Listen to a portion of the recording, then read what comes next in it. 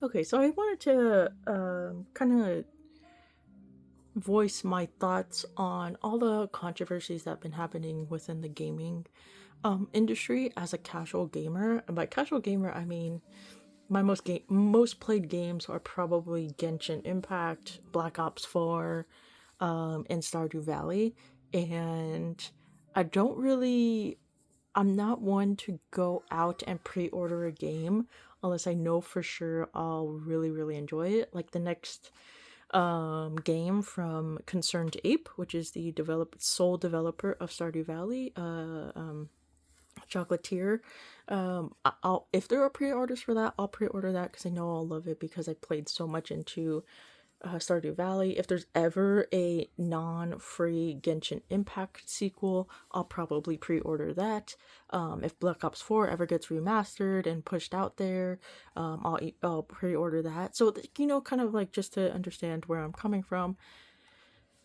So when it comes to and the reason why I'm a little bit irritated with Sony kind of preemptively telling us 2 years from now we're not going to get a physical PS6 is because I was either between getting a saving up for a PS5, but because the prices have increased, it becomes a question of, okay, should I save up for a device or a console that's not worth the extra money just because of RAM prices, and start saving for the newer PS6 that'll come out in a few years and get my money's worth on that?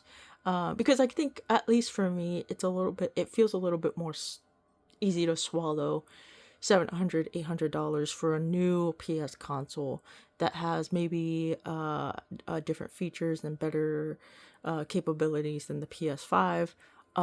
Yeah, maybe my money will go towards, something that is newer and has more stuff. Or I could maybe spend around the same for a console that has only increased recently because of all the AI RAM shortage situation, and the PS5 itself is not worth that increase. So I could hold out and just keep my eye on used consoles on eBay, maybe deals on Amazon, kind of other other markets, Facebook, offer up kind of stuff like that. But it kind of pushes me away from even considering the PS6 because I did want my next console to be disc. Right now, I'm playing on my Xbox Series S right there, which is a fine device for me. I think it's pretty. I think it's exactly what I need, as a casual gamer. I don't know. Hold on. Sorry, my neighbor's mowing their lawn.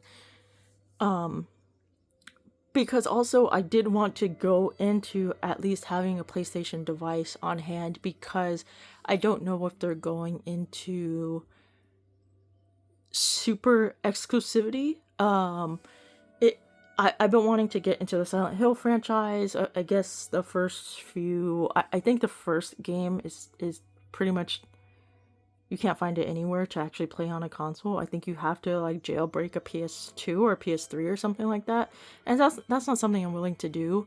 But for the remake that comes out, maybe what in the next year or two, if that's going to be PS exclusive, very similarly, I believe the new God of War game that I've never played the franchise, but I'll play that game because it looks really fun. It looks fantastical. It looks something up my alley. But I believe I could be wrong here, but I believe that game is PS5 exclusive or PlayStation exclusive. I guess it'll be backwards compatible with PS6, or maybe it'll be, I don't know, revamped for PS6 graphics, something like that. I guess the point I'm saying is I don't like how we're going back to exclusives. And that's a big concern for me because I don't have a PC. So I'm kind of stuck within this Xbox world, and I have a PS4, but newer games they're not playable on PS4, which is just ridiculous, I guess. But I guess I don't know. But then you kind of have to like, you're forced to kind of justify it because PS4 is is that old. What is it? Almost a decade old, or a little over a decade already. So my other option was to start investing or start saving up for Project Xbox's Project Helix for their PC Xbox, because I already have an Xbox library. So it would make zero sense to abandon Xbox completely and just switch over to PlayStation, where I have to rebuy all the games that I have on Xbox. I don't know. I mean, they sound stupid, but I probably wouldn't. But just just for the sake of the conversation, it's something that is a possibility if you want to play something on a different console. I don't know. Or if I go somewhere and I take a console with me, which one should I take? The PlayStation or the Xbox? Kind of stuff like that. But also, I have small hopes. But then, so here's the thing: our PlayStation game's going to be PS exclusive and not even on PC. That's another question I kind of have, and I need to kind of look into, because the new Silent Hill game is going to come out soon, and I would like to play that. But again, I don't have any devices to play that, and that'll be something worth getting a PlayStation for. A PlayStation at a good price, not just any price. So if Project Helix has Xbox and PlayStation, or I mean Xbox and PC together in one console, but the games I want to play that are PlayStation aren't available on PC, then what exactly is the purpose of having a hybrid console? That's my thought process when thinking about this. And trying to figure out what my next console is going to be and when should I start saving, or if I even should start saving. Because it's just a question of, are these...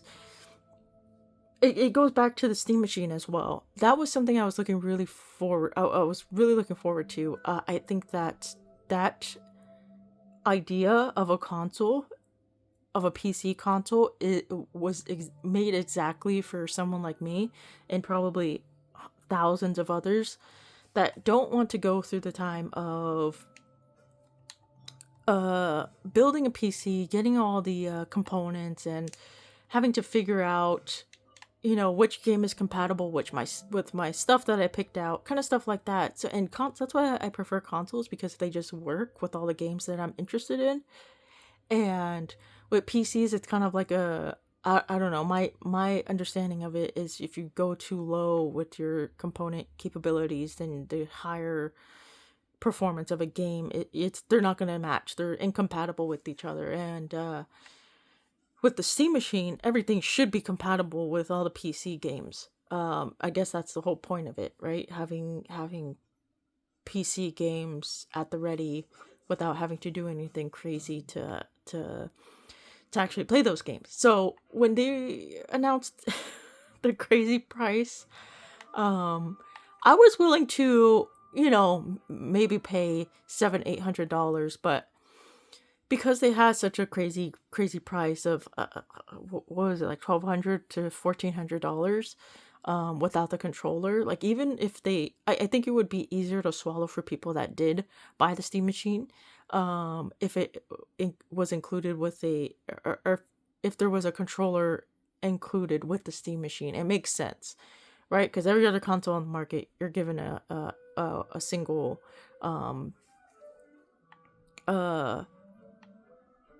controller with your console that you buy, because it's part of the price.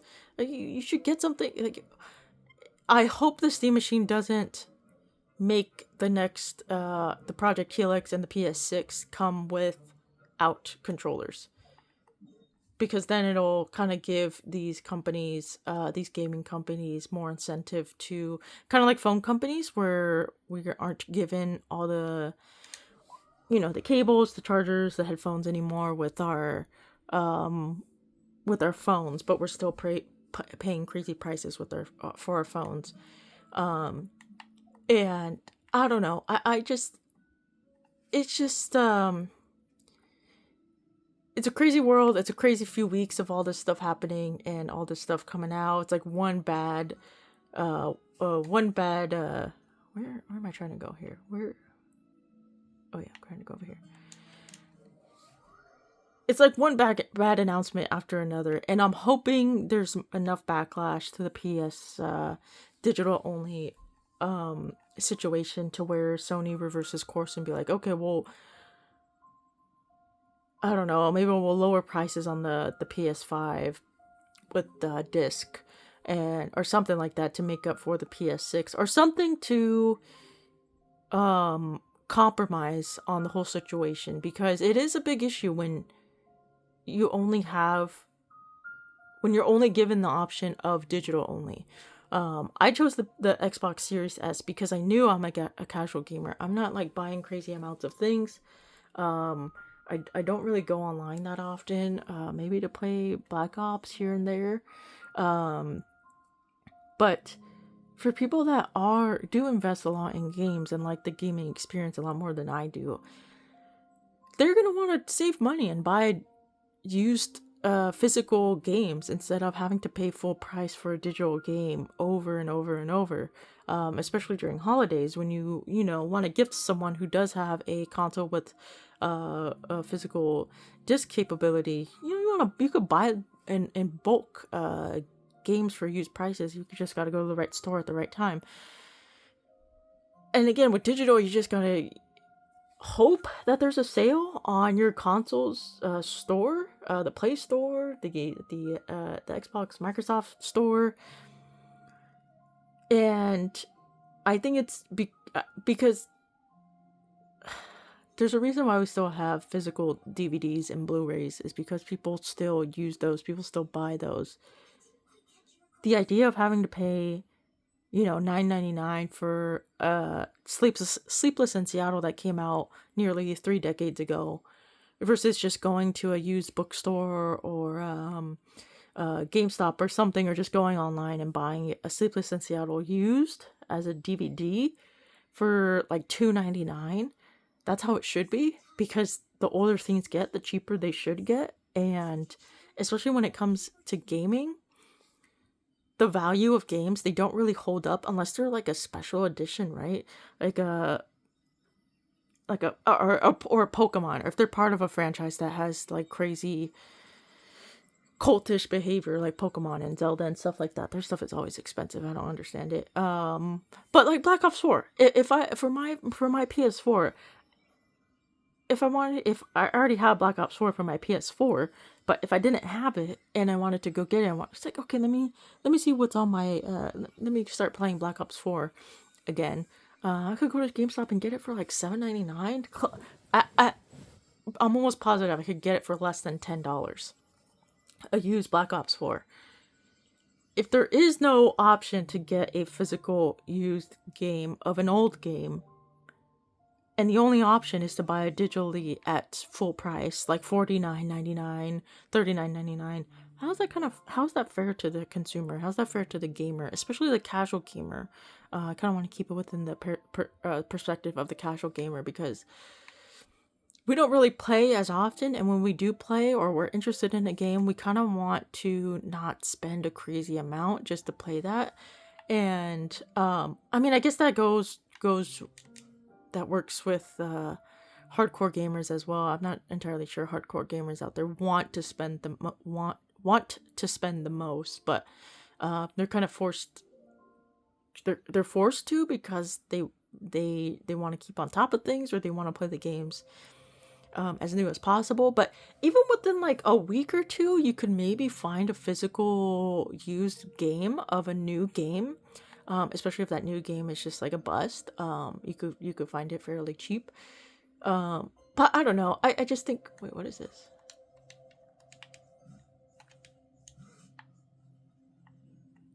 Oh, yay! Sorry, I never see these before, so it's kind of fun. Okay, I think that's it. So yeah, I don't know. I just kind of wanted to share my thoughts and opinions on this whole situation, and yeah, see what everyone else is thinking, especially us casual gamers who just want to have fun playing the games we enjoy and are interested in, and not have to pay an arm and a leg just to continue, because I think we're on the threshold of gaming being for very wealthy people and influencers, because they have the money to, where'd it go? They have the money to pay, what is it, the 12, the $1,200, $1,400 to get the Steam machine. I'm assuming the Project Helix is going to be close to that, if not maybe a little bit more. I'm assuming the PS6, if they're going to have just one console, or PS6 Pro, I'm assuming those are going to be close to $1,000 each. It's just becoming more and more unaffordable, and it's one thing for gaming to become unaffordable. It's another thing for it to be unaffordable and not yours completely. Because I knew what I was getting into with the Xbox Series S. I didn't, again, I'm not like into the super hardcore first player games, and getting discs for those and stuff like that. I have like I recently started playing Elden Ring, and that's really fun. I think I put like 40 hours into that over the past 2 weeks or so. And that would have been cool to get on a disc for half the price of what it was going for. I think I paid like $60 for it or something like that. But I was, the point I'm trying to make is I chose the Series S. I didn't want to choose the Xbox Series X. I know some people did. I know a lot of people did. A lot of people bag on the Series S being this little dinky little machine, but I really enjoy it. It's enough for my needs, and I'm hoping there is a lower tiered Project Helix in the near future, or even just, I don't know. I don't know what Xbox is doing. They're laying off people. They're lowering prices. They're increasing prices. I don't know what's going on over there. But I wouldn't mind keeping my Series S for the next decade or so. If the Project Helix is way too much and it falls short of what I'm imagining it to be. And a lot, yeah. Just lastly, I think just in terms of gaming, everything is very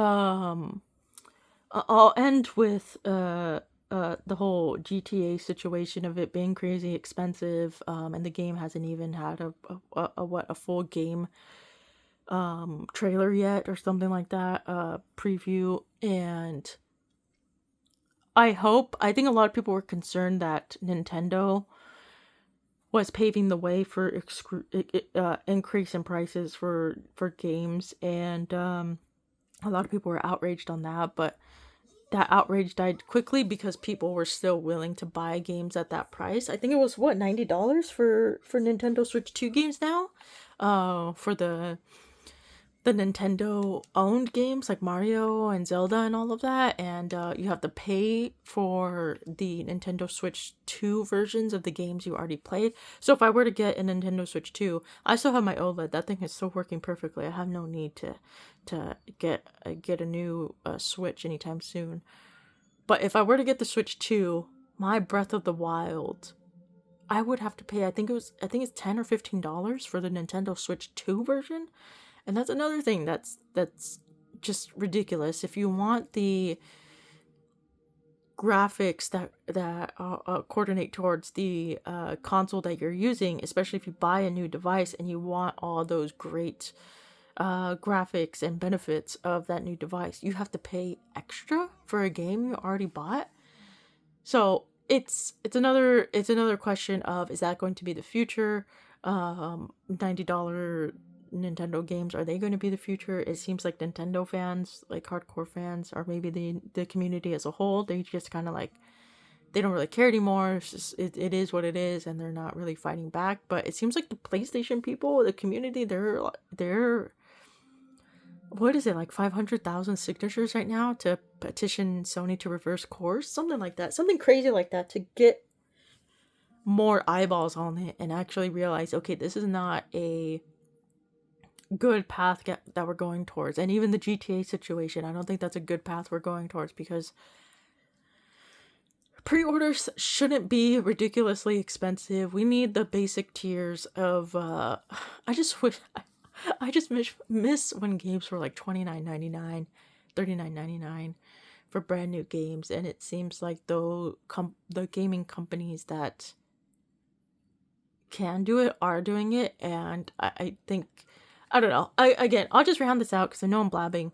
I'll round it out with, these companies can only exist with our money, and if we don't give them our money, if we just give them our voice, then they can't really do anything other than reverse course and start listening to us rather than listening to their investors, their shareholders, whoever's the real people in charge making these decisions.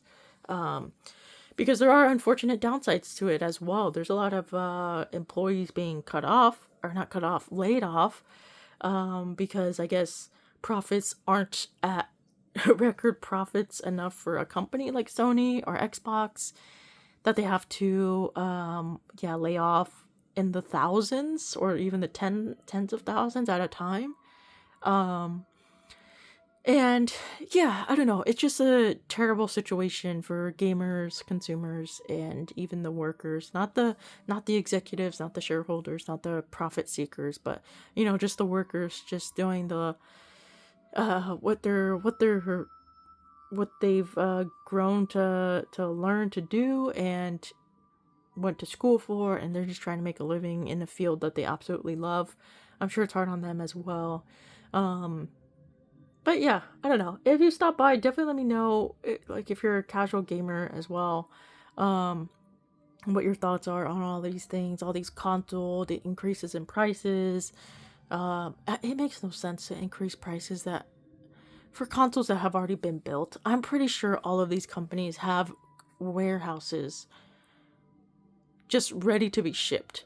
Because you could buy these consoles on Amazon, it'll get here today or tomorrow.